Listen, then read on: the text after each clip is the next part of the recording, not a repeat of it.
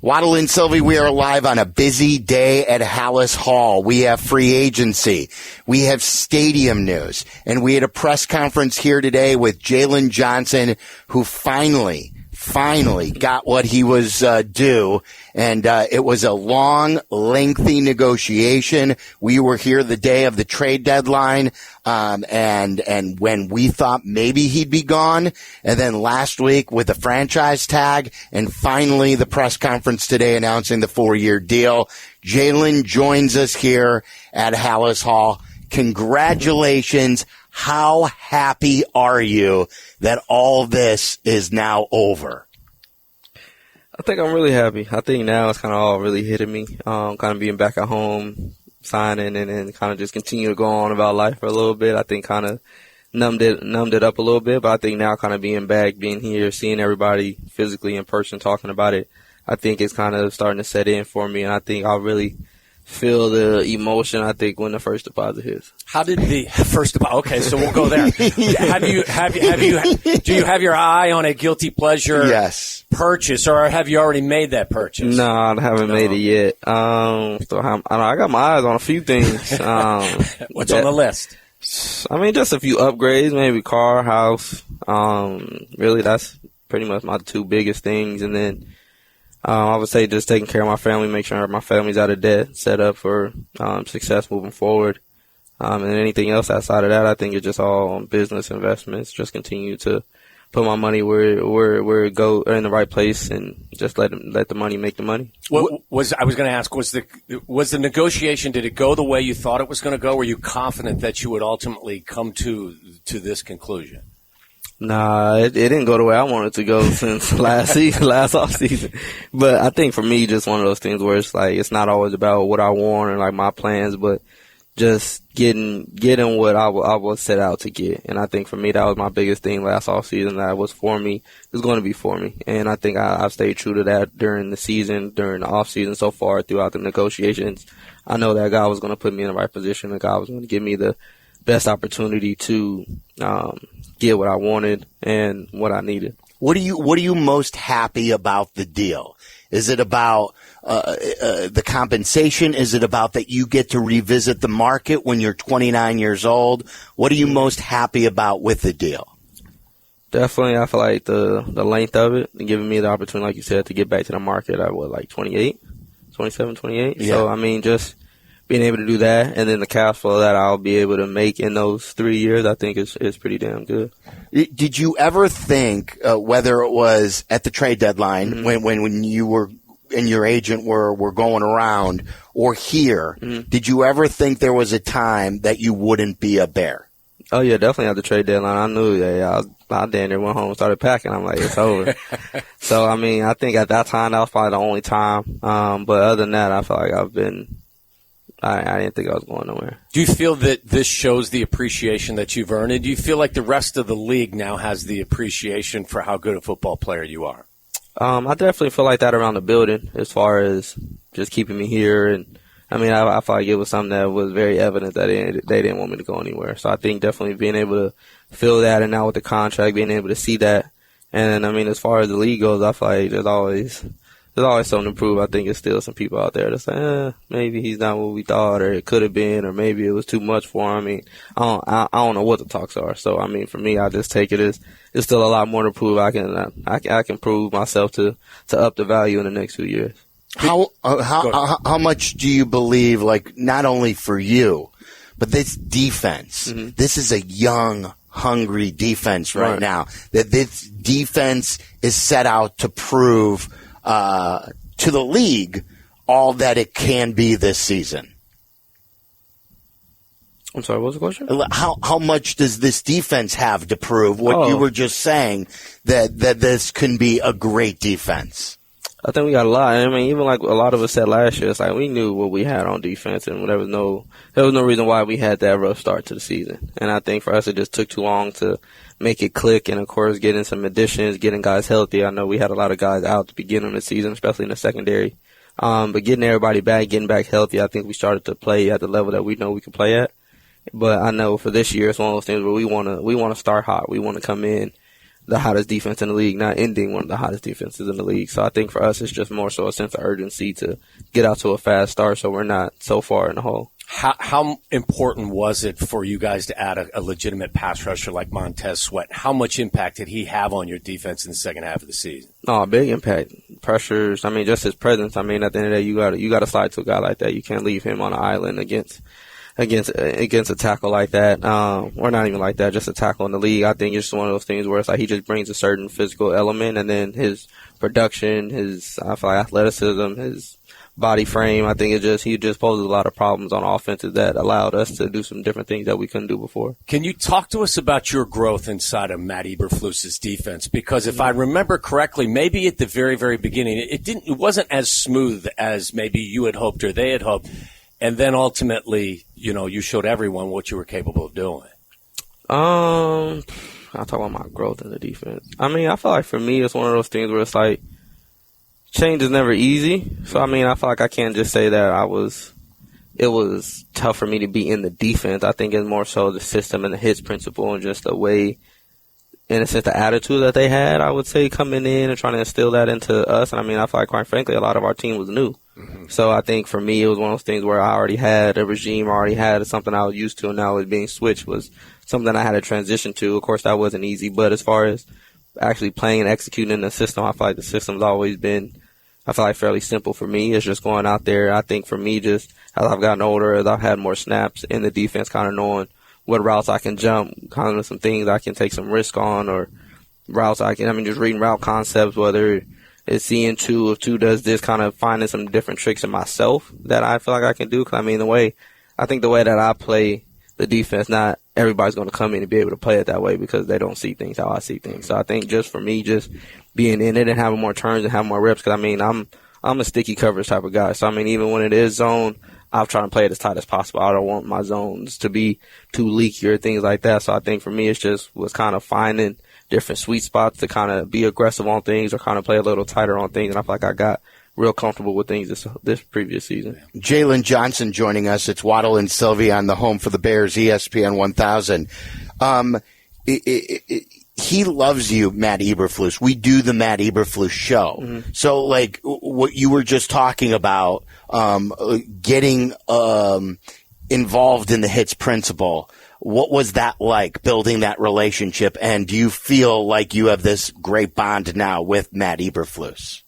I think it's just learning, going to learn about what it means and what it looks like, and honestly just training your mind, training your body. Because, I mean, I feel like initially you coming in, you're trying to do something that you, in a sense, never did before. And I feel like it's different than just playing football hard. Like, that's not what the H.I.T.S principle is. Like, people think, oh, like, what's wrong with just playing hard? It's like H.I.T.S principle is more than just playing hard. It's a certain style. It's a certain way that you do, that you just play, that you just do. I mean, it's hard to really explain unless you've played in a system, but I think it's one of those things where it's like, you just got to get used to it. You got to train your body. It's not something that you can just grab any football player and be like, hey, just do this H.I.T.S principle. And I mean, even the first preseason game, we had almost 200 loafs as a defense. So, I mean, just kind of like thinking about what that means, what a loaf looks like. I mean, we get a loaf if you stay on the ground too long. So, I mean, it's really one of those things where you got to learn like what the life, like it's a lifestyle, honestly. Just, and you get pissed when you find, was that something where you find out you get a loaf and then are you pissed off as a player?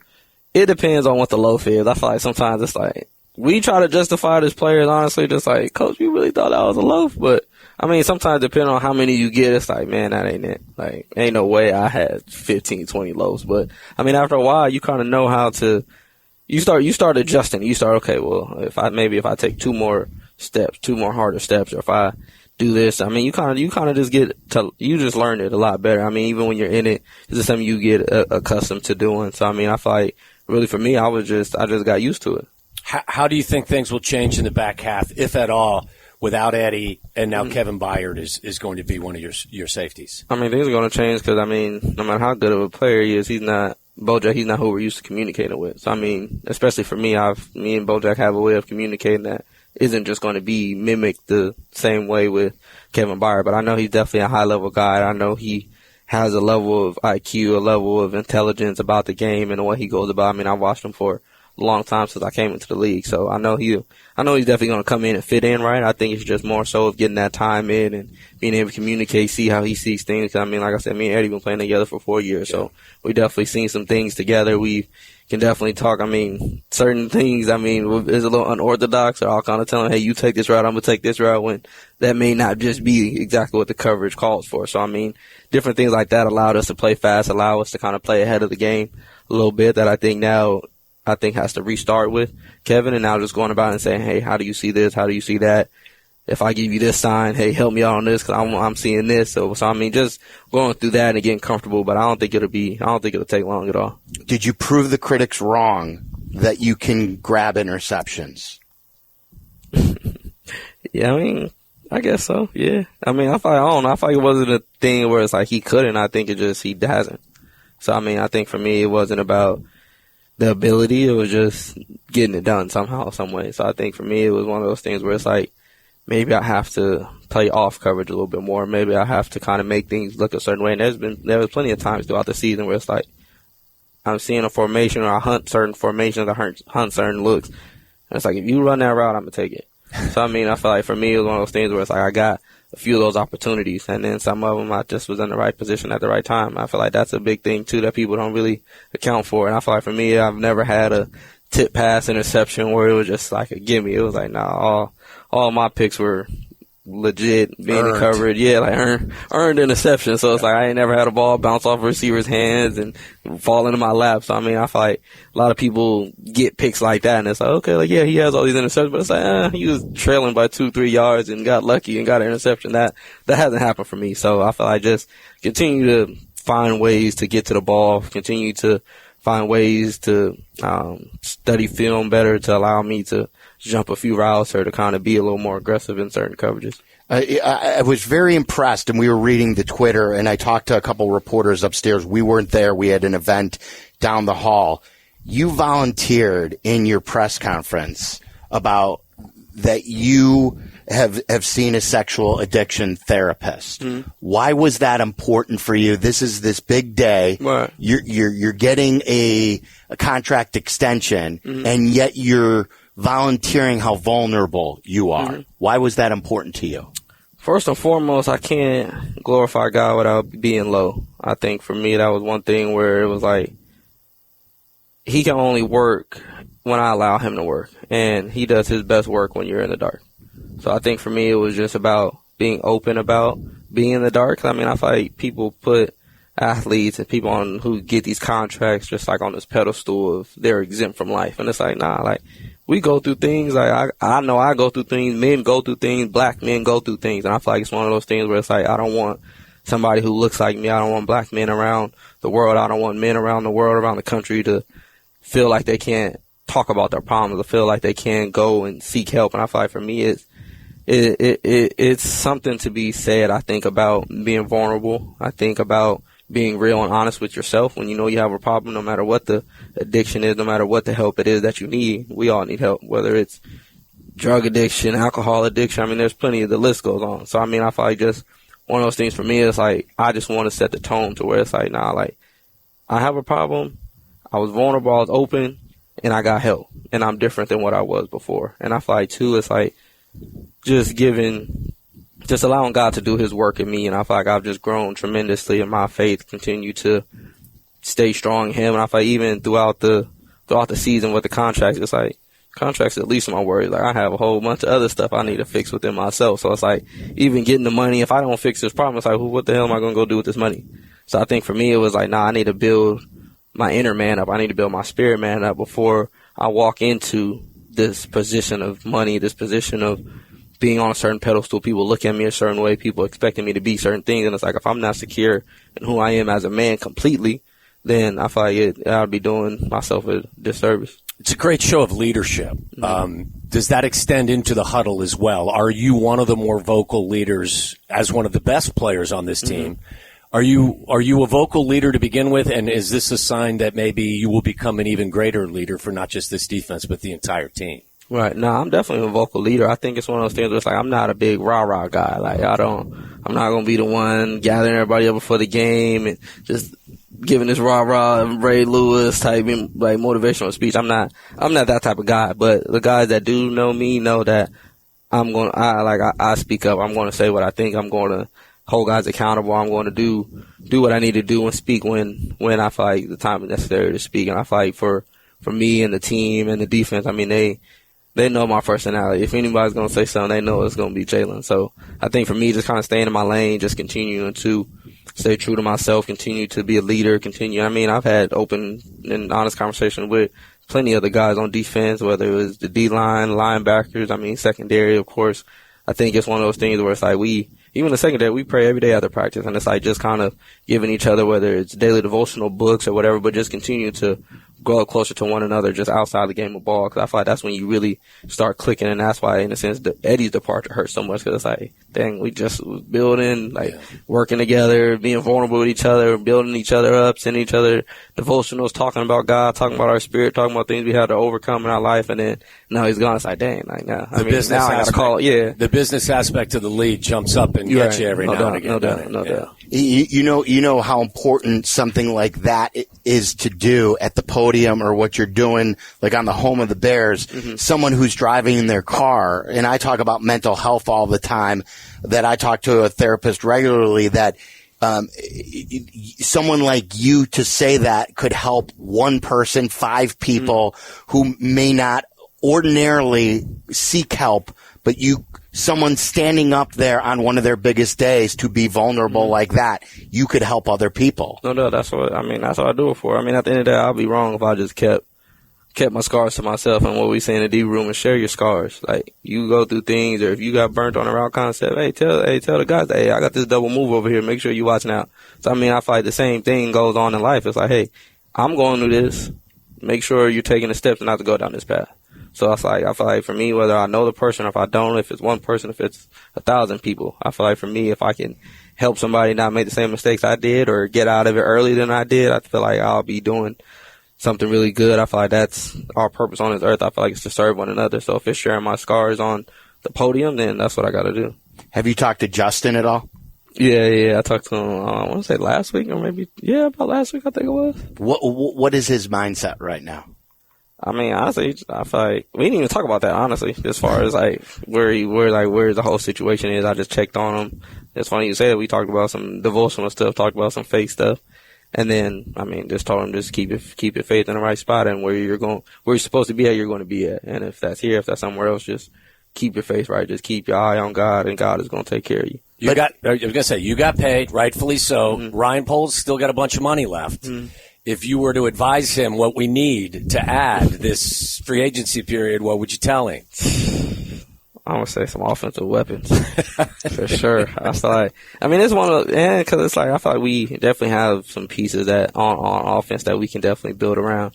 But I think you just kind of look at the winning teams, the upper echelon tier 1, tier 2 teams. It's like they just have weapons on offense. Like, I feel like Detroit is probably the only team that is a great offense that doesn't have too many just big names on it.